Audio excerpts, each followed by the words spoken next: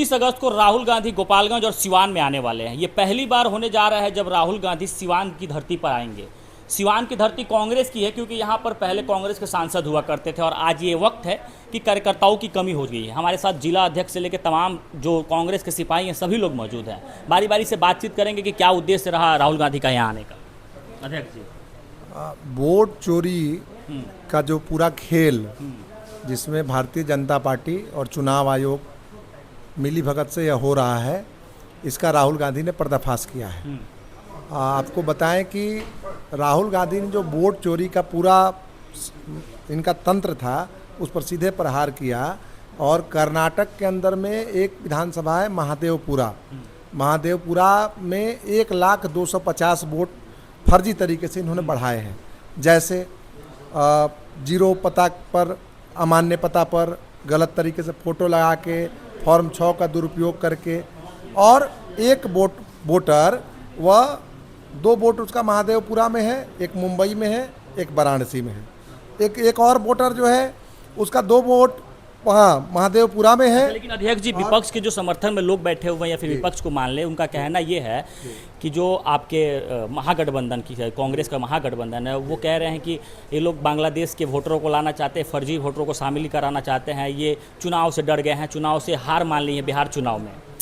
अभी तो मज़ेदार बात है, अभी सिवान पूरे देश में टॉप पर चल रहा है। हाँ। आपको पता होना चाहिए कि सिवान जिले की एक वोटर है मिंता देवी, जिसमें उसकी उम्र चुनाव आयोग ने 124 साल बताई है। 124 साल बताई है।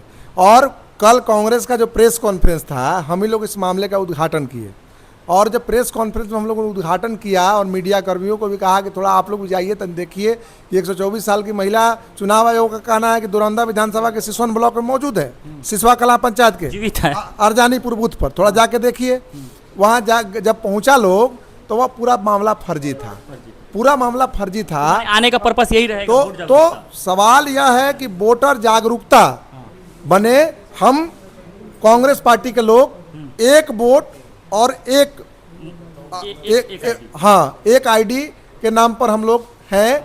सवाल है कि पूरा मतदान का जो यह पूरा प्रक्रिया चल रहा था, इसका ये लोग सेटिंग करके चुनाव आयोग भाजपा के लोग मजाक बनाए हुए हैं। भारतीय संविधान और लोकतंत्र के साथ सीधे तौर पर खिलवाड़ है, इसके खिलाफ में हम लोग हैं। और यह पूरी जो वोटर जागरूकता यात्रा है, वोटर न्याय यात्रा है, राहुल जी के नेतृत्व में जो यात्रा चलेगी, जिसमें हमारे इंडिया गठबंधन के कई सारे नेता उसमें शामिल रहेंगे, तेजस्वी यादव जी भी शामिल रहेंगे। तो यह पूरा जो यह है उनके न्याय दिलाने की यात्रा, और पूरा भाजपा और चुनाव आयोग जो खेल रच रहा है इसको एक्सपोज करने की पूरी यात्रा है। और हम साफ कहना चाहते हैं कि जिस तरीके से फर्जीवाड़े के खेल में यह लोग बचे हुए हैं।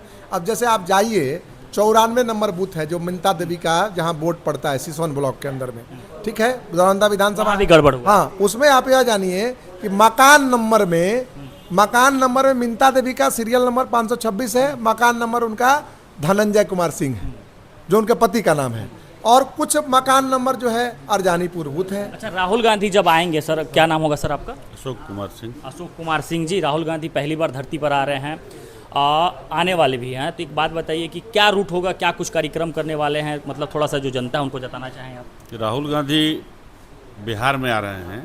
इसके पहले भी बिहार में उन्होंने यात्रा की है, इसके पहले भी यात्रा की है।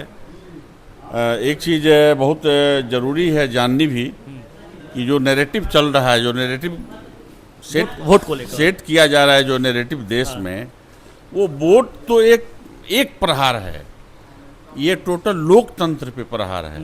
और भाजपा सरकार जो लोकतंत्र पे प्रहार तरह के तरीकों से कर रही है, उसका एक नमूना है ये वोट। अशोक जी, कई सारे यूजर जो सोशल मीडिया पे हैं वो जब यहाँ पर वो लोग आंदोलन कर रहे थे, कांग्रेस वाले लोग, उसमें लिख रहे हैं कि जिस तरीके से श्रीलंका में तख्ता पलटा गया था, राहुल गांधी भी उसी तरीके चाहते हैं कि गृह युद्ध हो जाए और भाजपा की सरकार चली जाए। चुनाव जीत कर तो सरकार बना नहीं सकते कांग्रेस वाले, इस तरीके से उस लोगों को भड़का कर यहाँ पर तख्ता पलटना चाहते हैं वो। देखिए, लोकतंत्र की जिनको जानकारी नहीं है, जिनको लोकतंत्र का मतलब पता नहीं है, वो ऐसा बात बोलते हैं। उनको ये जानकारी होनी चाहिए कि हमारे ही कांग्रेस के नेता स्वर्गीय राजीव गांधी जी ने जब जल रहा था, जिस समय श्रीलंका, और श्रीलंका के काफ़ी लोग हम लोगों पर बोझ बने हुए थे। उस समय वहाँ शांति व्यवस्था कायम करके और लोगों को पुनः स्थापित किया श्रीलंका में।